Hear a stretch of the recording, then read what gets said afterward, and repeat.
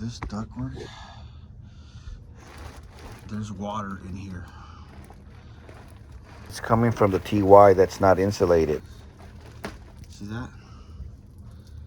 We gotta redo the ductwork. See how bad it is? So the water's coming from this TY that's not insulated. When the heater is being used, because it's so cold down here and the air inside that TY is very hot, it creates a drastic difference in temperature, which causes that TY to condensate. And it stinks. This water stinks. I'm getting the smell, so yeah, we gotta redo the ductwork, guys. It's a lot. It's a 16-inch return. So we would have to come out here, do a demo, and then get a list and redo the entire ductwork, man, because the machine is good. The machine is working. Okay? That thing is still dripping. Isn't that crazy? Oh boy. So, looks like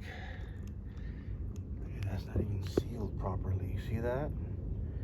Sucking air from the basement crawl space. This thing is soaked and wet. There's more water in here. This is full of water too. I can feel it. So that's the problem there.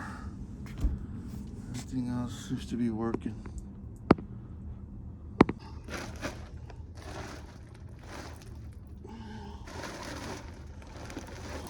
Look at that shit. Unbelievable. And that water smells bad. The needle's coming from here. That one has water in it too. That could use an extra support, maybe some plumber's tape.